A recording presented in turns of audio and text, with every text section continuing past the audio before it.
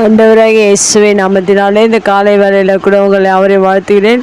கர்த்தர் உங்களை ஆசீர்வதிப்பாராக. இந்த நாளிலே கூட 2 தீமோத்தேயு 2ஆம் அதிகாரம் 12ஆம் வசனத்தை கூட வாசித்து தியானிக்கலாம். அவரோடு கூட பாடுகளை சகித்தோமானால் அவரோடு கூட ஆளுகையும் செய்வோம். நாம் அவரை மறுதளித்தால் அவரும் நம்மை மறுதளிப்பார். மிக அருமையான வேதவசனம். இந்த வேதவசனத்தில் கூட மறுதளிப்பதை குறித்து இங்கே சொல்லப்பட்டிருக்கிறது. மெய்யாகவே வேதத்தில் கூட பேதுரு மறுதளித்தார், மனகசந்து அழுது தேவனிடத்தில் மன்னிப்பை பெற்றுக்கொண்டார்.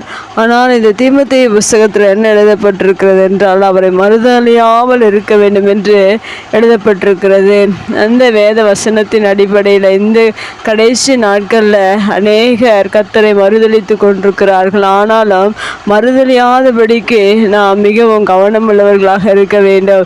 ஏனென்றால் இந்த உலகத்தில் அநேக பாடுகள், உபத்திரவங்கள், வேதனைகள் கர்த்தருடைய பிள்ளைகளுக்கு உண்டு. ஆனால் வேதத்தில் சொல்லப்பட்ட வார்த்தை, உலகத்திலே உபத்திரம் உண்டு ஆனாலும் திடன் கொள்ளுங்கள் என்று சொல்லப்பட்டிருக்கிற வேதத்தின் பிரகாரம் நமக்கு பாடுகள் உண்டு. இயேசு கிறிஸ்து சிலுவையில் பாடுகளை சுமந்து அது போல நாம் இந்த உலகத்தில் பாடுகளை அனுபவிக்கும் போது நாம் தேவராஜ்யத்துக்கு இயேசு கிறிஸ்து எடுத்துக்கொள்ளப்பட்டது போல நாம் ஒரு நாளிலே தேவனோடு கூட ஆளுகை செய்வதற்காக எடுத்துக்கொள்ளப்படுவது மிக நிச்சயமாக இருக்கிறது. அதை தான் இந்த வேத வசனத்தில் சொல்லப்பட்டிருக்கிறது. அவரோடு கூட பாடுகளை சகித்தோமானால் அவரோடு கூட ஆளுகையும் செய்வோம் என்று சொல்லப்பட்டிருக்கிற அந்த ஆளுகையை நாம் பெற்றுக்கொள்வதற்கு இந்த உலகத்தில் வருகிற உபத்திரவங்கள், போராட்டங்கள், கண்ணீர்கள், நிந்தனைகள், அவமானங்கள் எதுவாக இருந்தாலும் நாம் சகித்து கொள்ளும் போது தான் அந்த நித்திய ராஜ்யத்தை சுதந்திரிக்க முடியும். இந்த உலகத்தில் பாடுகளை நினைத்து நீங்கள் தேவனை மறுதளிப்பீர்கள் என்றால்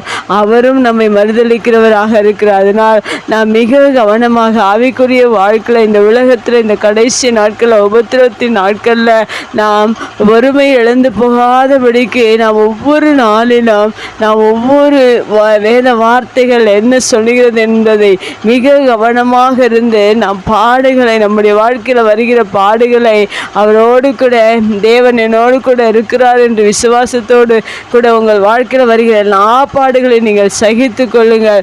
தேவனோடு கூட ஆளுகை செய்வீர்கள். ஒருபோதும் தேவனை மறுதளித்து விடாதீர்கள். அன்று பேதுருவுக்கு மன்னிப்பு கிடைத்தது. ஆனால் இந்த வேத வசனத்தின் அடிப்படையில் நாம் மறுதளிக்கும் போது அவரிடத்தில் மன்னிப்பு கிடையாது. அதனால் மறுதலியாமல் நாம் இந்த உலகத்தில் வாழ்வது மிக அவசியமாக இருக்கிறது.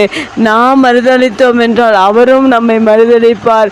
அதனால் ஒவ்வொரு நாளிலும் நீங்கள் பாடுகளை சகித்து அவரை போல வாழ கற்றுக்கொள்ளுங்கள். கர்த்தர் உங்களை ஆசீர்வதிப்பார். கண்களை மூடி ஜெபிக்கலாம். அன்பு தகப்பனே, இந்த அருமையான வார்த்தைக்காக நன்றி செலுத்துகிறோம். இந்த வார்த்தையின் பிரகாரம் எங்களுடைய வாழ்க்கையில் வருகிற எல்லா பாடுகளிலும் உண்மை நாங்கள் நேசித்து உங்களை விடாதபடிக்கு, உங்களை மறுதலியாதபடிக்கு உண்மை பற்றி கொள்ள நீர் எங்களுக்கு உதவி செய்யுங்க. உம்மோடு கூட நாங்கள் எங்கள் வாழ்க்கையில் வருகிற பாடுகள் எல்லாவற்றையும் நாங்கள் தாங்கி சகித்து நாங்கள் ஆண்டவரை சகிக்கும் போது நீர் உங்களோடு கூட ஆளுகை செய்வோம் என்று சொல்லப்பட்டிருக்க அந்த வார்த்தையின் பிரகாரம் உங்களோடு கூட ஆளுகை செய்வதற்காக எங்கள் வாழ்க்கையில் வருகிற எல்லா பாடுகளையும் நாங்கள் ஏற்றுக்கொண்டு அதை நாங்கள் சுமந்து அதை சகித்து எங்களுடைய வாழ்க்கையில் வெற்றியாய் எங்கள் வாழ்க்கையை முடிக்க நீர் எங்களுக்கு உதவி செய்ய போகிறதற்காக நன்றி.